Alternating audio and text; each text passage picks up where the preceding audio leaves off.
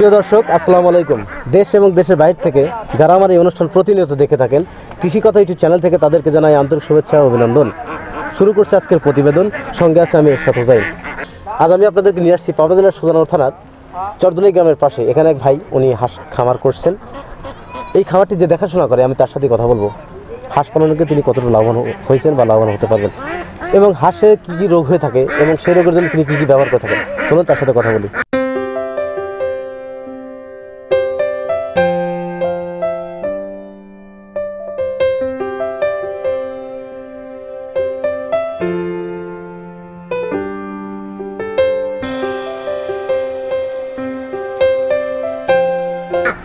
ওয়ালাইকুম আসসালাম। ভালো আছেন ভাই? হ্যাঁ, ভালো। আচ্ছা, হাঁস পালন তো আপনি কি মনে করেন লাভজনক? হ্যাঁ, লাভজনক, অবশ্যই লাভজনক।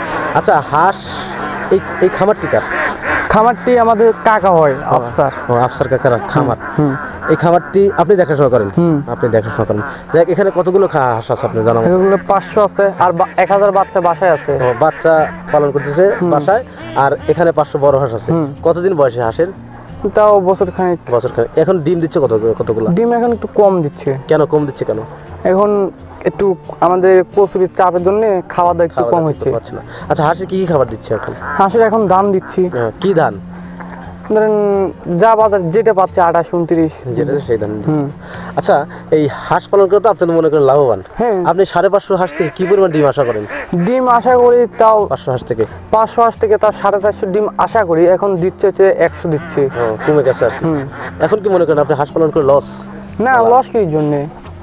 তো এখন নাই, তো আর পরে কিছুদিন পর দিবে। কতদিন পর আপনি সম্পূর্ণ ডিম আসার সম্ভাবনা? একটু কিছুদিন পর পানি কমা শুরু করবে না, সেখানে শামুক পাবে, সেখানে পাবে। ও, হাঁসের এই শীতের মৌসুমে কিছু কিছু রোগের আক্রান্ত হয়ে থাকে।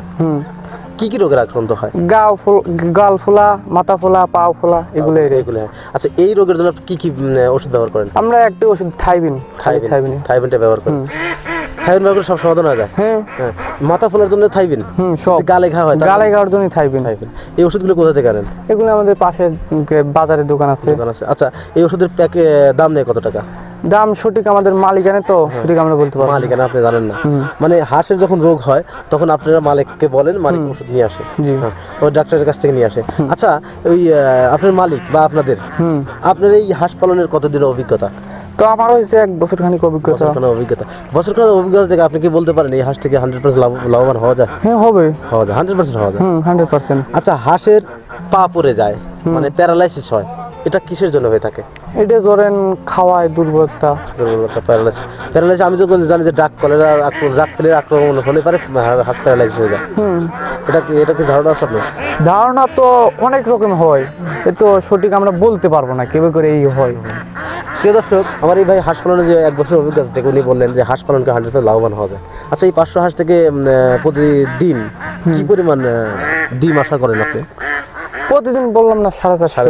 450 ডিম যদি আশা করেন, এই ডিম বাজারে কত টাকা বিক্রি করেন?